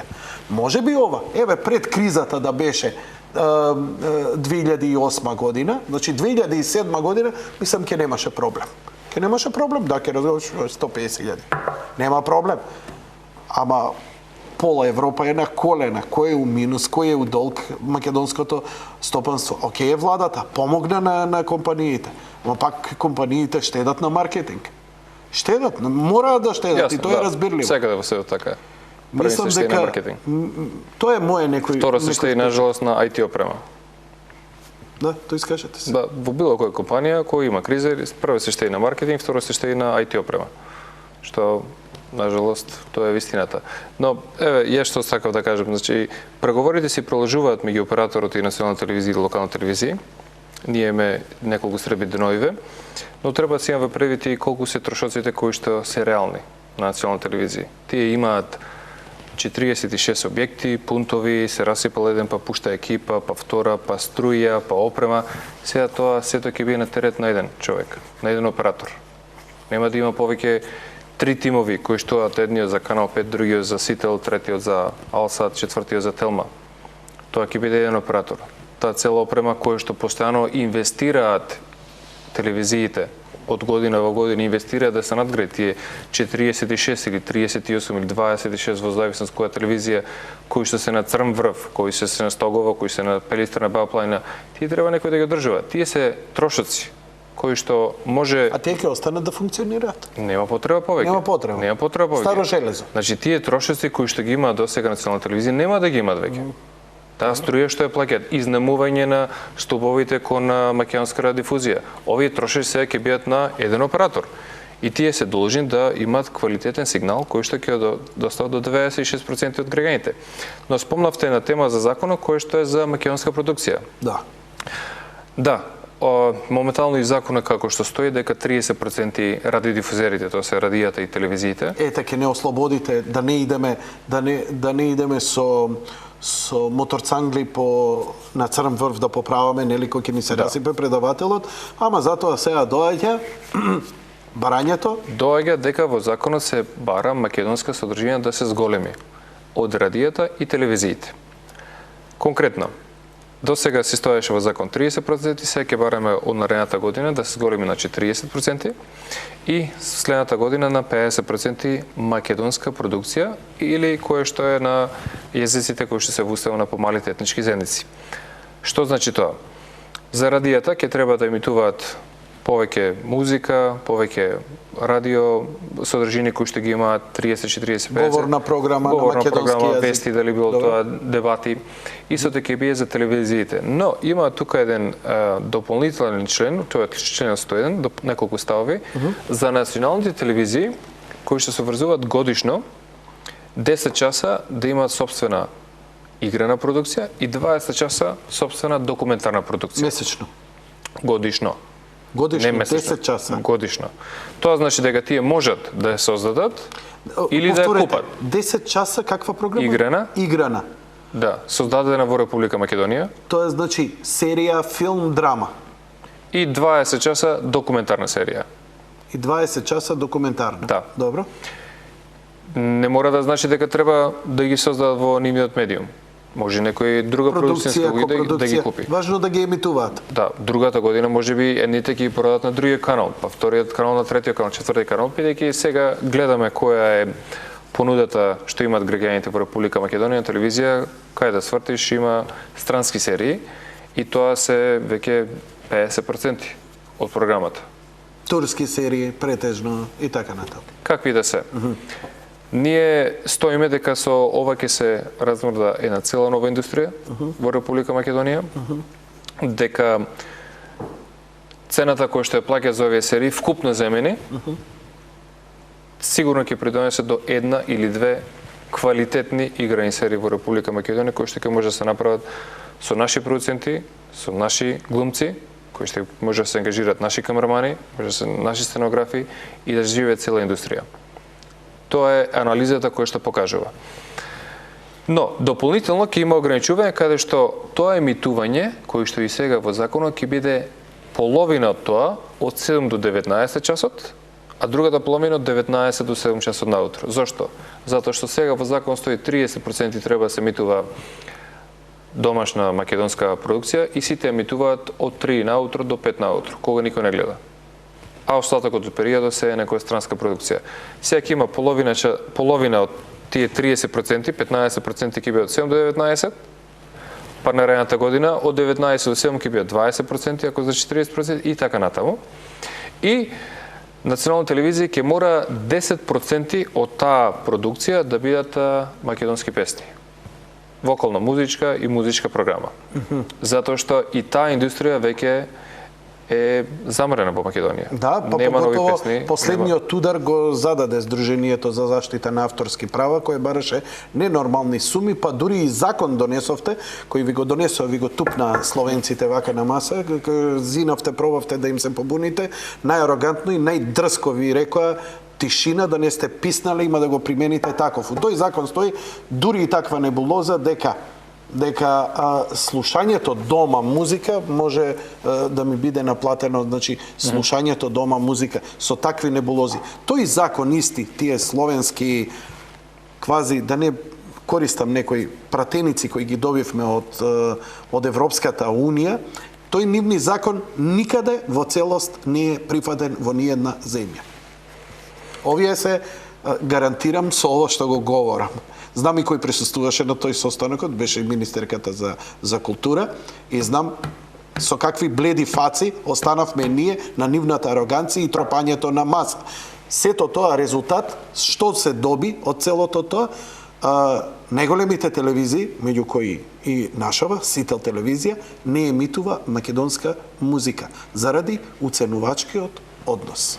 Да, сега мислам и утре ќе бидете информирани дека Министерството за култура предлага нов закон со кој што ќе се стимулираат македонските пејачи, композитори, автори да создаваат македонска музика, која што ќе биде субвенционирана од владата, солидно субвенционирана во различни категории, и со тоа ќе може да им се помогне и на телевизиите да има што да емитуваат, кој што е квалитетно и актуелно, а не само со стари песни и стари настани. Да, затоа што нема ново. И да им ново. се помогне на таа цела музичка индустрија, затоа што економијата, и претходно дискутиравме, е тешка и не се наоѓа спонзори кои што Европската Унија на бугарската продукција за производство на оние вулгарни силиконски тресења пред екран им додели €1.000.000 субвенционирано за продукција на таква музика. Наводно, нели? Да. Народна музика, нели, традиционална, и што ти ја знам. Да, која вулгарност? Која вулгарност? Но, искрено се надеваме дека ќе има. Ова ќе биде во ред. Ова е супер, одлично. Ја ќе поддржам се што ќе разбрда музичката сцена, па ете ако треба и финансиската помош од владата. Но што тоа вреди кога нема каде да се емитува? Кај ќе го емитуваат? Кога на главните најгледаните телевизии емисии тоа не се емитува. Зашто? Заради уценувачкиот однос. Тоа е во ред, ама овдека не е координирано. Се уште бойкотот трае. Затоа што некој сака бандоглаво да тера, затоа што гледа во тоа некој голем профит. Сега не можеш ти да идеш тврдоглаво и некого да го уценуваш до тоа. И телевизијата. И се додека е така, сопственикот на телевизијава, зошто да ме уценува? Не емитувам македонска музика. Ако му дозволува законот, ќе одбегнува максимално. Или ќе ја маргинализира. Дури еве и со законот, еве да почне, ќе ја маргинализира. Ќе стави лош водител во лош термин, никој нема да има корист. Наместо да биде инспириран, да стави добар водител во прайм тајм, ако сакате и тие серии, сето тоа. Значи, овозможете ми, направите го тој баланс. Не ги уценувајте телевизиите, мора. Значи, мора тоа да биде во некој диалог, мора да биде инспирирано, затоа што така ќе се создаваат креативни работи. Не е само проблем да ве послушаме или да го направиме. Туку да бидам инспириран тоа да го направам. Да не ми е наметнато, да не осеќам стеј. Тогаш пазарот функционира, дали ме разбирате? Да, апсолутно. Мислам дека и ова што вие го предлагате веќе подолго време се работи. Има една сериозна работна група која што ги разгледува недостатоците на постоечкиот закон. Чија група е ваша, владина или заедничка? Владина, да. Повеќе институции се во работната група се разгледуваат, предводник е Министерството за култура се разбира во тоа, за да се излезе со конкретно решение, предлог, за да може ова ситуација во која што сега се наоѓаме, да излеземе од тоа и да се проложи со индустријата кај што сакаме да видиме. има и предлог решение како да им се излезе во пресед и на самите телевизии за поквалитетно да се евидентира кога се емитуваат македонски содржини, бидејќи и тоа е еден предлог, вие не го спомнавте, но тој е еден проблем кој што се меѓу телевизиите, радиодифузерите и ЗАМП. Прво за ЗАМП се разбира за здруженијето, за кое што има и негативни чувства и кај самите пејачи, кај композитори, Апсолутно. кои што творат, кои што макотрпно работат, но не гледаат ни денар. Тоа што го направиле. А јас сум бил музичар, јас знам како тоа функционира. И има и реакции и кај самите телевизии, бидејќи им се доаѓа со нели листинг готов, листа готов, плаќај тоа подпиши и така натаму. процент, 2-3% со кој што и сето тоа ќе тоа ме потсеќа на 30-тите години кога ќе се најде решение, се предлагаат и воведување на софтверски решенија, каде што пред секоја македонска содржина ќе има еден аудио сигнал, кој што е тивок, не може и слушател да го слушне, и на самиот крај ќе има повторно друг сигнал, кој што ќе може да се евентира дали е тоа песна, дали е играна серија, документарна серија, дали е бабини песни, дали било тоа македонски народни приказки. А како код кој ќе да го регистрира автоматски? Да, за да го регистрира автоматски и после тоа да си биде се објективно. А не како што сега ситуацијата е со докажување, па ти давам, па не ми даваш. Колку брзо може да се спроведе и воведе? Па, доколку се неат финансиски средства, може да се проведе за брзо време. Сега е бидејќи ова е нешто што веќе се применува во светот, претпоставувам, така? Ова не измислуваме топла вода. Одлично. Ние ќе разговараме и на следниви состаноци со национална телевизија дали ќе се согласат тие на нив да им се наметни тој дополнителен уреднички терет каде што ќе треба да ги воведат тие сигнали, но мислам дека сите радо би се согласиле со задоволство, бидејќи тоа ќе има една објективна слика. И ќе знае колку должи, што е емитувал и реално ќе плаќа. И од другата страна и самиот пејач ќе си знае што му следува на крајот од месецот. Затоа што ние нема да ги криеме тие податоци, точно ќе може да се види што е емитувано, колку е емитувано. Да. Така и он после ќе може да биде уценуван овој добил, тој добил и така натаму. Интересно. И на се това новата агенција за аудиовизуелни и медиумски услуги СРД ќе има контрола, каде што ќе се контролира и дополнително претходно спомнав ќе се контролираат и кабловските оператори. Бидејќи сега и кај нив постои голема најлојална конкуренција меѓу оние кои што работат најлојално. Колку сум информиран, 52 измеѓу 52 и 54 кабелски оператори имаме во моментов во Македонија. Има повеќе мали, но сериозните играчи се... Уште повеќе се? Се извинувам. Сериозните играчи се 4. 4.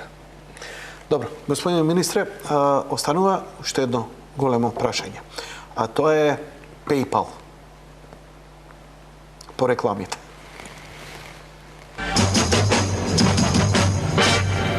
Ова мора дигитализација. Ама Google научари без 4G џабе се. Така е. Така? Така е. Значи 4G. А кога ќе очекуваме 4G, господине министре? Па ќе го распишеме повикот за 2 до 3 недели некаде. Добро. Така да очекуваме средината на наредна година сега да има, бидејќи откако ќе се заврши процес, да им се даде 6 до 9 месеци на тој оператор што ќе понуди да земи фреквенции од дигиталната дивиденда, да може да воведе 4G. Бидејќи, почитувани гледачи, јас со министерот планирав 1 час, ама очигледно цела емисија ќе посветиме на овие разговори и кои имаше доста актуелности, ќе оставиме тоа за утре. Што се однесува, ќе поразговараме за уште неколку интересни работи и ќе ги отвориме телефоните за оние гледачи на кои имаат подпрашања во врска со дигитализацијата, телевизијата и со овие проблеми кои ги говориме или па со PayPal-ов, ако не да објасниме све, бидејќи се спремам гадно да се испокарам со министерот. Господине министре, ништо не направивте PayPal да го донесете во Македонија. Значи, вие ќе кажете дека сте направиле. Ја не сум задоволен, еве, ќе парафразирам. Не сум задоволен од сработеното да се донесе. Само Северна Кореја и пар земји кои тешко би ги нашол дури и на глобусов, немаат PayPal. Знам дека PayPal е приватна компанија, знам дека сето они тоа сами се одлучуваат, а знам дека земјите и тоа што се заинтересирани, многу крваво се бореа за да ги убедат да ги донесат и да го спроведат тој сервис кој еден од најпопуларните во моментот во светот за плаќање. А верувам дека мене ми е повеќе криво nego што тебе ти е криво за PayPal. Не можам да ти поверувам. Бидејќи од 2007 првпат стапивме во контакт со PayPal, со првиот човек на PayPal, Жан Донихју, и со него сме имале преку 100 разговори. Јас лично. И преку мејл, и телефонски, што е проблемот, што е проблемот, што е проблемот, постојано. Значи не зборувам на квартално, месечно, неделно, комуникација од моја страна, од други страни, за да се донеси. Дури и беше тука, Предраг Чемерикич го пречека. Имаше еден период на PayPal кој што според нивни тврдења. И ова ми го кажа пред 3 недели, која лично ми се јавија и ми е што соопштија лошата вест за мене, бидејќи од регионов само Србија ќе ја пилотираат. Значи ова му го дават времено. Тоа може да остане за стално. Ќе ја пилотираат Србија како најголема економија од регионот, за да можеш само да купиш. Првин, Македонија бевме ставени за 2008 да влеземе, па стапи кризата, па тие изгубија многу средства, не може повеќе да надградуваат. Па после тоа, ајде ние во група бевме ставени со 15 земји, па ќе не стават во една регионов? група. Не е само регионов, повеќе и мали земји со слични економии. И на крајот пред 3 недели ми се јавија Радиатор да кажа дека имаме добра вест и лоша вест. Кажете лоша вест, Србија ќе пилотираме и 2 други поголеми економии. Кој ви беше условот? Единствено големината на економијата. Ништо друго. Бидејќи нас не кошта исто да го надградиме PayPal за Кина и за Македонија. Иста инвестицијата кај нив, во нивниот систем. Дали ќе биде Бангладеш, или ќе биде Индија, или ќе биде Албанија или Црна Гора или Македонија, исто нив ги кошта. Затоа не има ставам во кошта 15. Им кажав, добро, што е добрата вест? Добрата вест дека вие сте во втора фаза, продолжуваме да работиме на системот, ќе ви информирам кога ќе биде тоа. Фала ви многу. Ај угаси емисијава, избрише ја као да немало ништо, си идеме дома. Тоа е. Џабе 2 сати интервју, праење, PayPal, чип го немаме, шега на страна.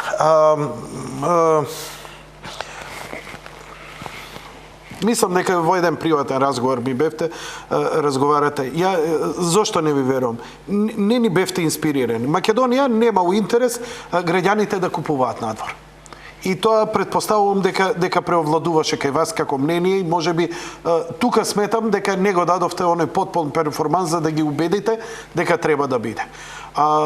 Има земји кои немаат економии, па имаат PayPal. Мислам, малце ова објаснување, нема да бидам вулгарен да ви кажам дека не говорите вистина. Океј, може би така ви продаваат затоа што може така да он така да му каже и нема никаква одговорност. Така он не е некоја меѓународна организација па да мора да ти дава официјален документ. Ти се јава и ти каже thank you and fuck you. Пријатно, па ти се што сакаш прави. Во можност се јаки се у моментов и така натаму. Но се потрудивте ли сериозно да го сватите? Јас знам дека ви смета дресови да се купуваат, книги се купуваат, CD се купуваат, така, што беше најмногу купувано? Дресови, така? И патики, спортска опрема. Спортска опрема, книги. Книги. Значи, нас не ни тоа проблем. Ние ги сменавме еден куп закони за да можеме да уведеме многу помали конкуренти на PayPal. Со цел PayPal да рече, чека, ако овие може да работат во Македонија, ќе влеземе ние. Битене eBay и Amazon да ги користат. Ние бевме со една легислатива која што беше многу селективна и ограничувачка кој може да влезе во Македонија како електронски новчаник, PayPal, во овој случај. Ние ги сменавме сите закони. Видовме дека првин, како е PayPal регистрирана, една во Лихтенштајн, втора во Сингапур PayPal регистрирана. Па ја сменивме легислативата да може PayPal да влезе на тој начин. Па после тоа, бидејќи PayPal не игнорираше, односно не воведуваше во нивниот систем, сменавме да не е во 36 земји да биде да оперира во 4 земји. Тоа значи дека сите се присутни во Македонија, помалите, но не се звучни имиња како PayPal. Но тие помалите функционираат, работат, има AlertPay, има MoneyBookers, има сега на друга поставена во моментот не може да се седа. На Србија PayPal ли дозволи само плаќање кон надвор, така? Да. Нема прием на средства, нема да може. не може да продаваат. Значи, да, нема приемна средства. Тоа е Нема точно. приемна средства. Да. Мислам дека и нема и трансфери од Јанко на Иво. Мислам дека и тоа се уште не е воведено. И тоа не може. PayPal не го дозволува. PayPal не е воведено, да. А се дали, повеќе опции. значи, ако тоа го воведе PayPal ќе одредува дали ќе можеме да примаме и да плаќаме и така натаму? Да. Нема ништо од нас да зависи тоа? Не, но од нас се е отворено. Легислативата е направена... Значи, ако PayPal дозволи и се позиционира и отвори, нели, влеземе во системот на PayPal Македонија, од нив ќе зависи дали ќе можеме само да плаќаме или ќе може и да примаме средства. Апсолутно нив.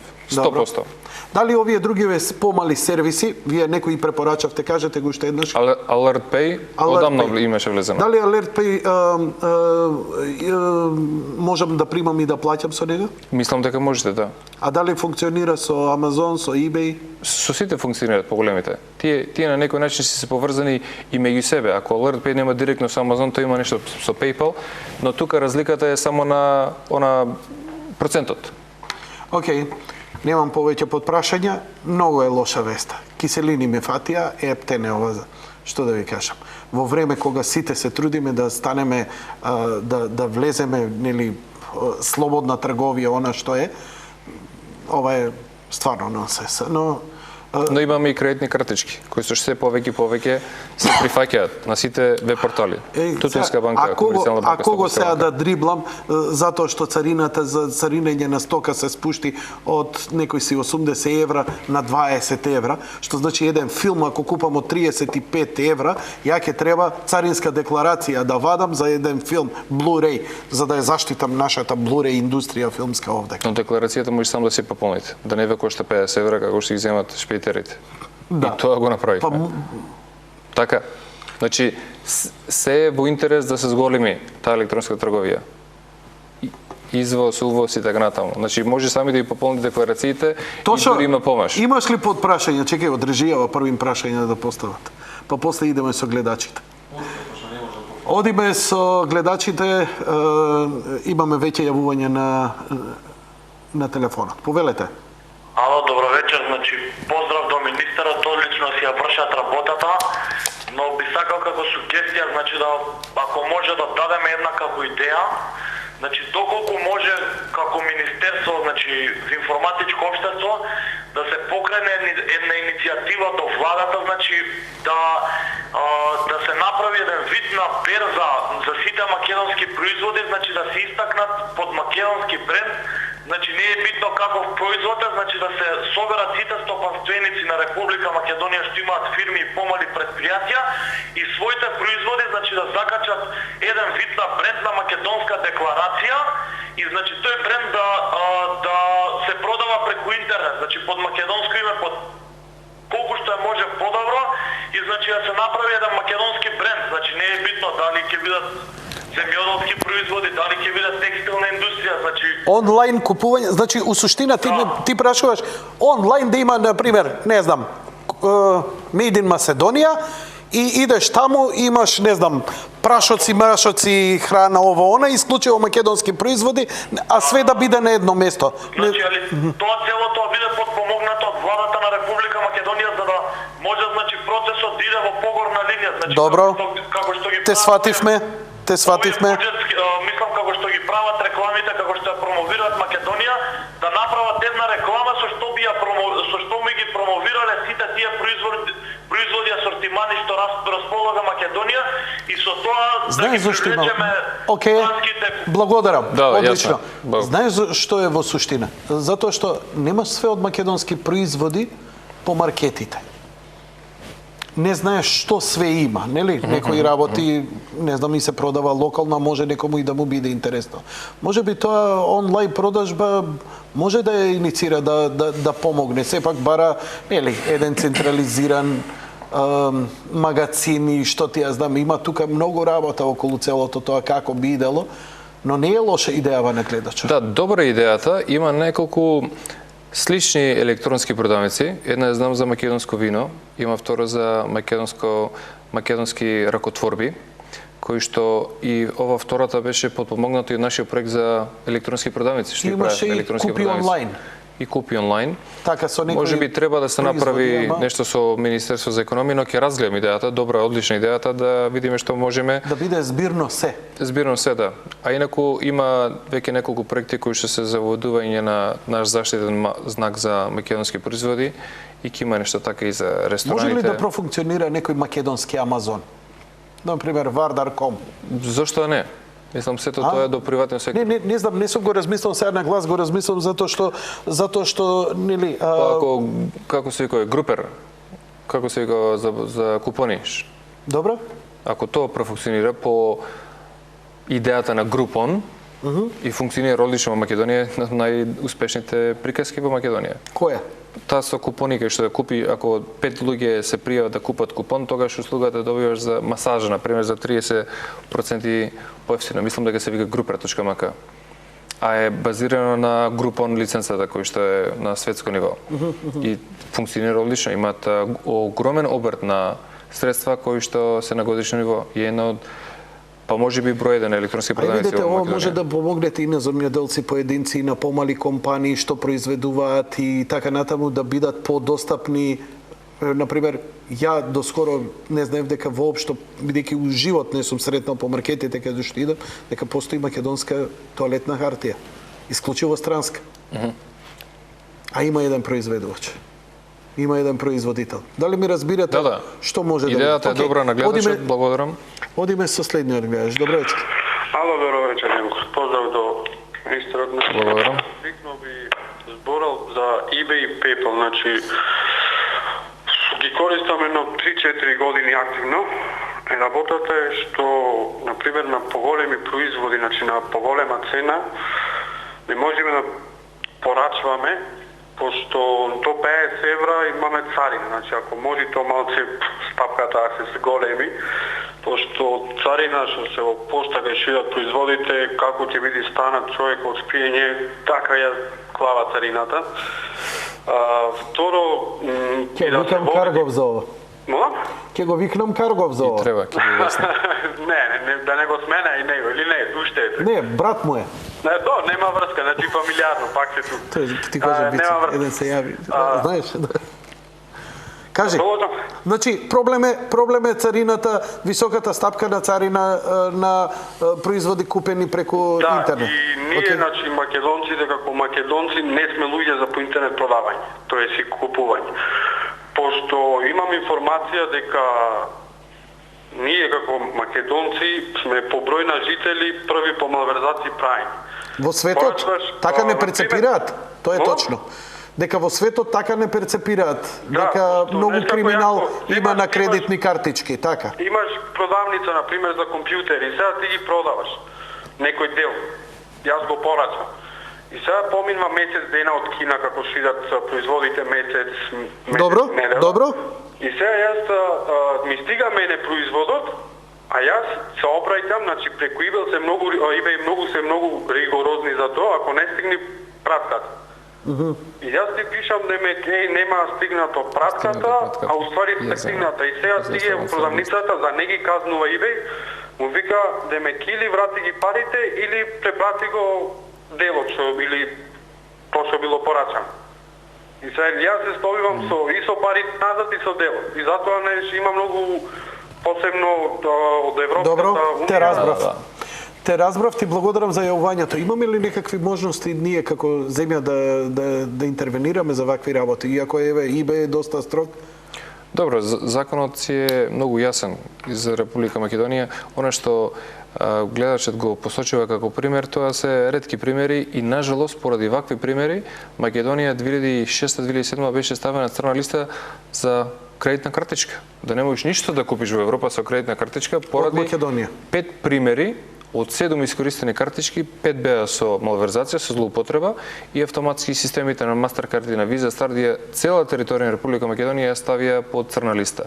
И вакви случаи само иштедат на Македонија. Да, некој ќе искористи, можеби еден мисли дека искористи, го злоупотребил, стигнала пратката, парите им ги вратиле, но после тоа ќе да стават црна листа. Зошто ако истата роба во вредност од 300 евра, ја внесам преку царински влез, си влезам најнормално, плаќам ќе бидам ослободен, бидејќи толку можам, 250-300 евра е она да можеш да внесеш без проблем. А зошто кога ќе нарачам за 50 евра сум царината?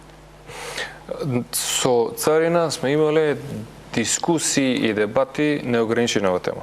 И кај нив е препораката по примерите кои што ги имате од другите европски земји.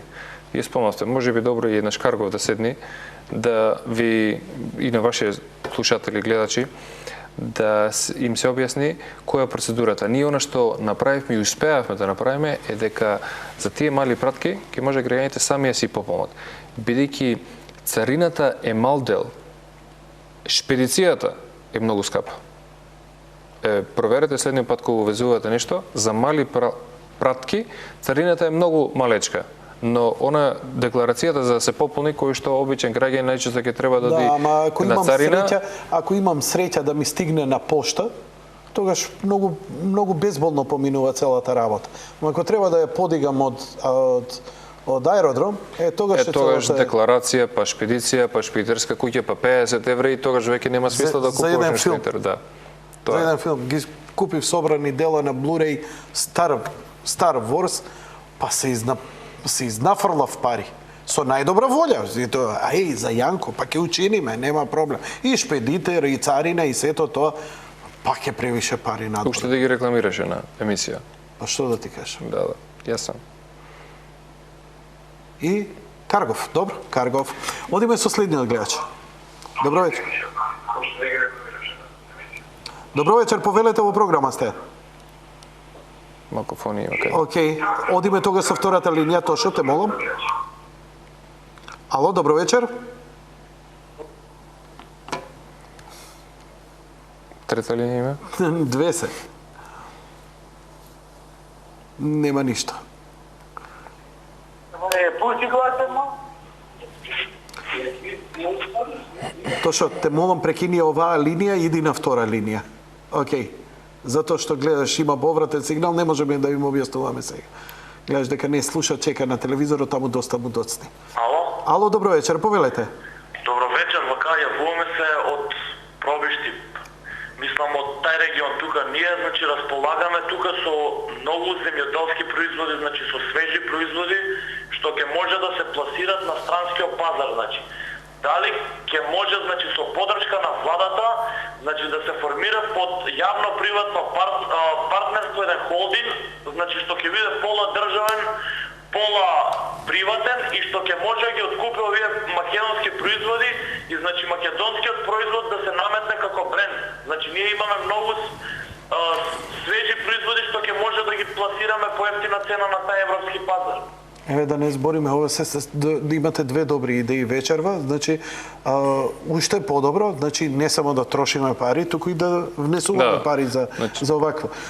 Впрочем, во светов, се сеќам дури една кампања ваша кампања од вашето министерство беше како беше тоа, века гледај колку е цената на ова земјоделски, па така ќе научиш, па како да и така натаму, ама еве конкретно, ова е, да ги описмениме, ги описменивме луѓево. Описменивте многу мине и така натаму. Има проблеми негде, гостивар, компјутеризацијата не е потполна, сето тоа во ред. Реагираат луѓе. Запишете во гостивар во училиштата, ми се пожалија, да не го изумам, компјутери во училиштата. Предпоставам испокрадани се. Втора работа. Повеќе од овие берзи на производи секаде во светов, поразвиениве земји, им се на интернет.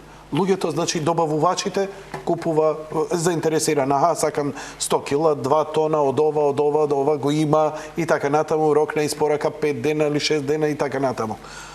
Може ли такво нешто да се направи? Да, на кратко да му одговорим на гледачот, ние има и Агроберза, јавно предпријатие, кое што токму се бави со ова проблематика откуп и пласирање.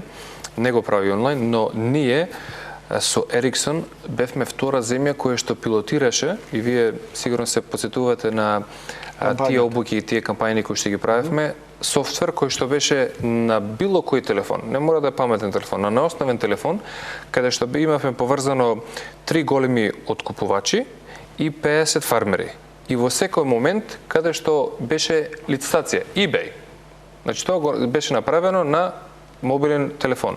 Имаш денес 10 тона јаболка и пасираш. Имам 10 тона јаболка, ја пушташ по раката. Наши? Наши. Добро. Направено, се пилотираше 2-3 месеци, но се уште свеста не е таму каде што треба да биде.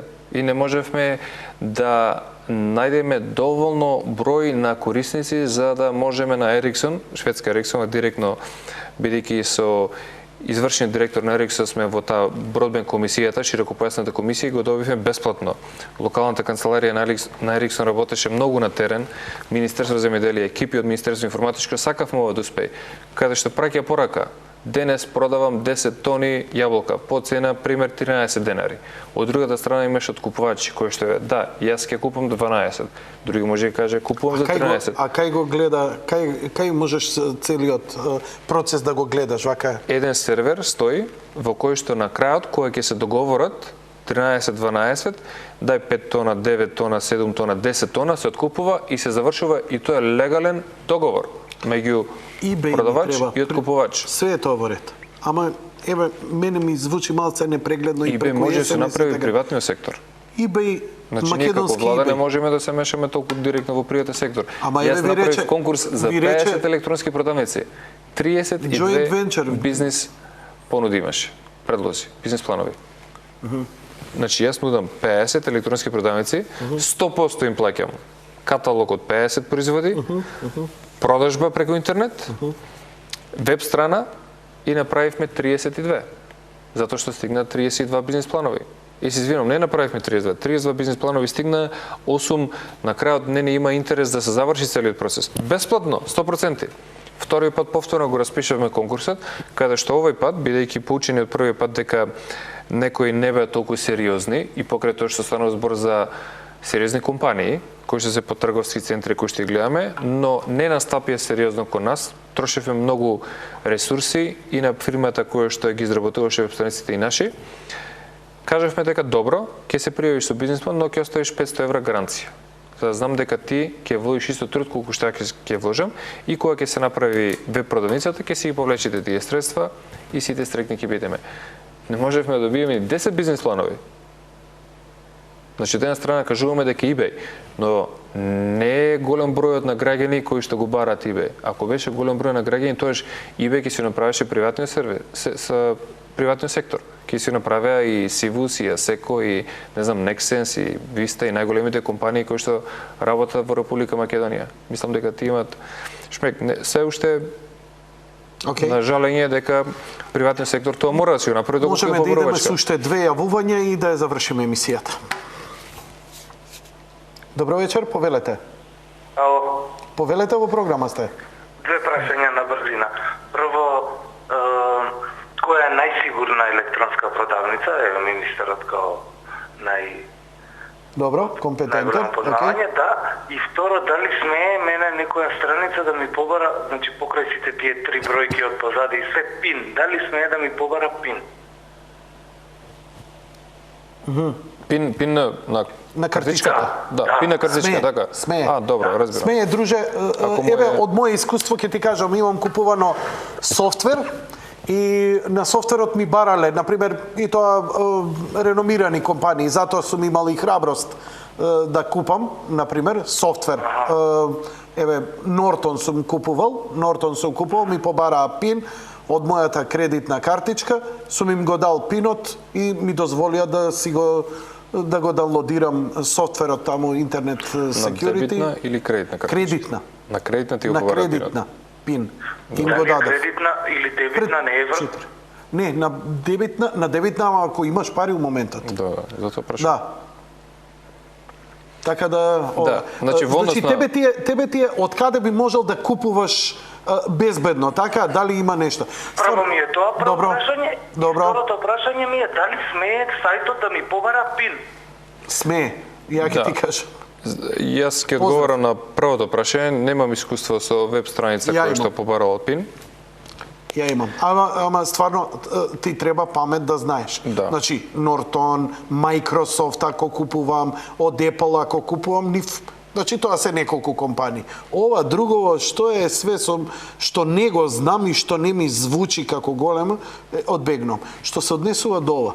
Постои ли начин да ги советуваме или нешто, да им кажеме на граѓаните, стварно не можете, но барем некои препораки. Еве, кога купувате од Microsoft, безбедно ви е, од Norton ви е безбедно, од Касперски ви е безбедно, софтвер или што ти ја знам, или оваа продавница е со високо реноме. Постои ли некој такво рангирање? Кај можеме да се информираме?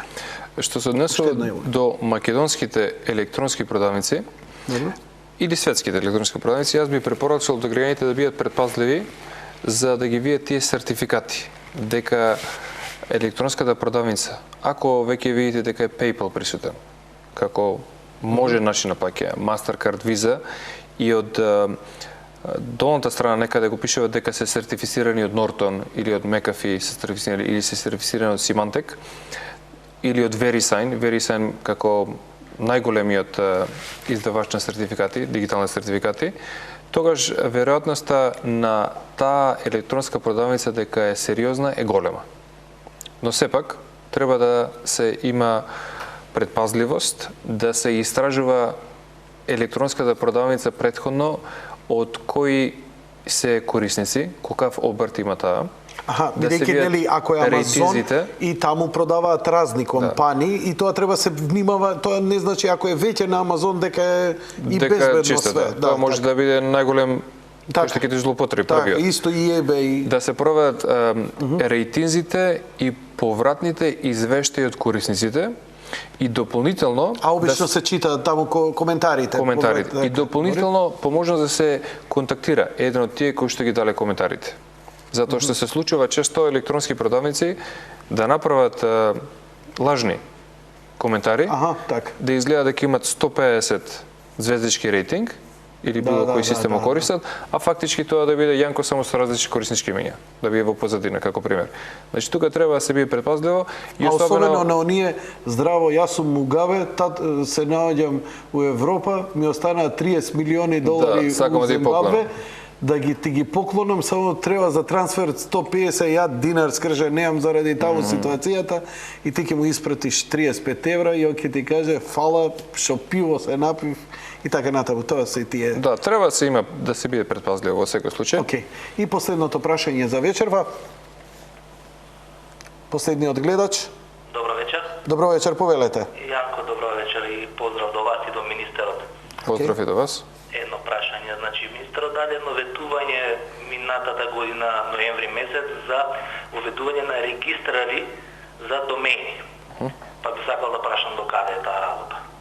Да, благодарам на прашањето. Марнет го изработува моментално софтверот, апликацијата и според акциониот план кој што го имаме дека до крајот на април ќе биде готов, за да може да се воведат регистри на домени, што значи дека да не би Марнет единствен кој што издава домени, туку да се направи пазар кои компании ќе можат да се регистрираат во Марнет и после тоа да ги издават домените. Дали ќе дават бесплатно со други услуги кои што ќе ги нудат или ќе ги наплаќаат 1 евро поевтино или 1 евро поскапо, тоа зависи од нив. Но за брзо време тоа ќе биде готово бидејќи веќе софтверот им е во завршна фаза. Господин министре, ја ви благодарам за гостувањето. Планиравме драстично помалку, останавме многу повеќе. Мене ми беше интересно, доста интересни работи говоревме. Што се однесува до законот за медиуми, секако ќе имаме некои други гостувања на таа тема, може би набрзо и повторно да ве повикаме на вас, па може би некаква дебата, евентуално јас сум спремен, ретко водам дебати овдека, но мислам дека ќе има потреба и за такво нешто да слушнеме. Јас благодарам на поканата, поздрав до вашите гледачи, се надам дека бевме доволно интересни и се надеваме дека повторно ќе се видиме. Почитувани гледачи, тоа беше се за вечерва. Благодарам за вашето внимание, лека ноќ и пријатно.